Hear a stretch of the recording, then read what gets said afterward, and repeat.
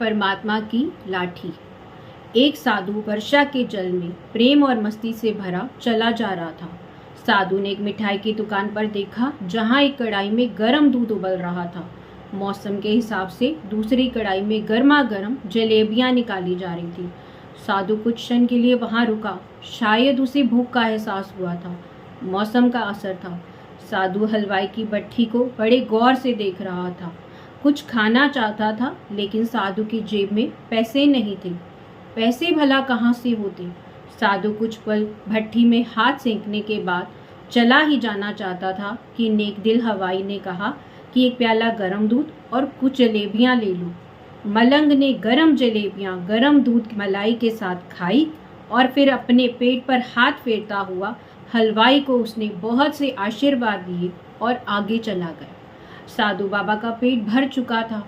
दुनिया के दुखों से बेपरवाह वह फिर एक नए जोश के साथ गदले पानी में छींटा उड़ाता हुआ चला जा रहा था, इस बात से बेखबर कि एक युवा नवयुवती जोड़ा भी वर्षा के जल में बचता बचता उसके पीछे चला आ रहा है।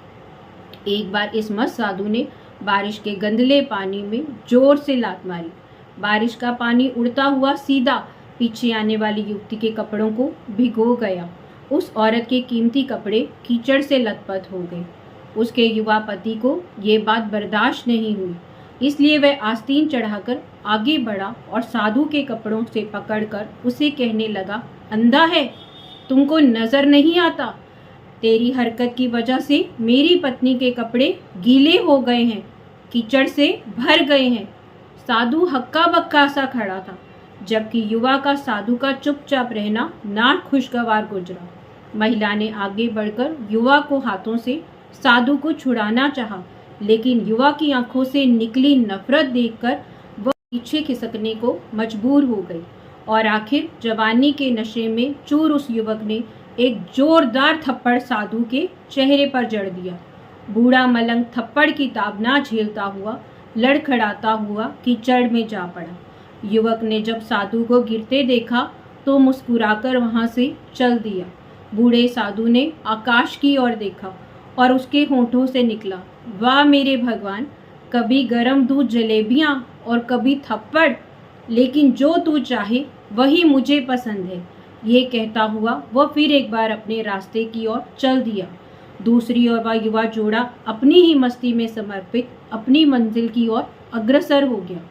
थोड़ी दूर चलने के बाद एक मकान के सामने पहुंचकर दोनों रुक गए। वह अपने घर पहुंच गए थे। वह युवा अपनी जेब से चाबी निकालकर अपनी पत्नी से हंसी मजाक करता हुआ घर के ऊपर सीढ़ियों की तरफ चल रहा था। बारिश के कारण सीढ़ियों पर फिसलन हो गई थी।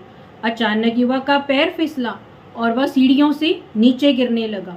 महिला ने बहुत जोर से शोर मचाकर लोगों का ध्यान अपनी पति की ओर आकर्षित किया, जिसकी वजह से काफी लोग तुरंत सहायता के लिए युवा की ओर लपके, लेकिन देर हो चुकी थी। युवक का सिर फट गया था और कुछ देर में ज्यादा खून बहने की वजह से उस नौजवान युवक की मौत हो गई। कुछ लोगों ने दूर से आते साधु बाबा को देखा तो आपस में कानाफूसी करने लगे। निश्चित रूप से इस साधु बाबा ने थप्पड़ खाकर ही युवा को श्राप दिया होगा, अन्यथा ऐसे नौजवान युवक का सीढ़ियों से गिरकर मर जाना किसी अचंभे से कम नहीं है। कुछ मनचले युवकों की बात सुनकर साधु बाबा को घेर लिया। एक युवा कहने लगा, आप कैसे भगवान के भक्त हो जो केवल एक थप्पड़ के कारण युवा को श्राप दे दिया? भगवान के भक्त में रोष व गुस्सा हरगिज नहीं होना चाहिए। आप तो जरा सी असुविधा पर भी धैर्य न कर सके। साधु बाबा कहने लगे, भगवान की कसम, मैंने युवा को कोई श्राप नहीं दिया। अगर आपने श्राप नहीं दिया तो ऐसा नौजवान युवा सीढ़ियों से गिरकर कैसे मर सकता है? तब साधु बाबा ने दर्शकों में एक अनोखा सवाल किया कि आप में से कोई इस घटना का चश्मदीद गवाह मौजूद है तो मुझे बताए। एक युवक आगे बढ़कर आया, हाँ, मैंने ये सारी घटना देखी है। साधु ने फिर सवाल किया, मेरे कदमों से जो कीचड़ उछला था, क्या वो युवा के कपड़ों पर पड़ा था? युवा बोला, नहीं, उसने तो उस महिला के कपड़े खराब किए थे। मलंग ने युवक को बाहों को थामते हुए पूछा, फिर युवक ने मुझे क्यों मारा? युवा कहने लगा, क्योंकि इस महिला का प्रेमी था और उसको ये बर्दाश्त नहीं हुआ कि कोई मेरी प्रेमिका के कपड़ों को गंदा कर दे, इसलिए युवक ने आपको मारा। युवक की बात सुनकर बाबा ने एक जोरदार ठहाका बुलंद किया और ये कहता हुआ वहां से विदा हो गया। तो भगवान की कसम, मैंने किसी को श्राप नहीं दिया, लेकिन कोई है जो मुझसे प्रेम रखता है। अगर उसका यार सहन नहीं कर सका तो मेरे यार को कैसे बर्दाश्त होता कि कोई मुझे मारे। और वह इतना शक्तिशाली है कि दुनिया का बड़े से बड़ा राजा भी उसकी लाठी से डरता है। उस परमात्मा की लाठी दिखाई नहीं देती और आवाज भी नहीं करती, लेकिन पड़ती है तो बहुत दर्द होता है। हमारे कर्म ही हमें उसकी लाठी से बचाते हैं, बस कर्म अच्छे होने चाहिए। राधा कृष्ण।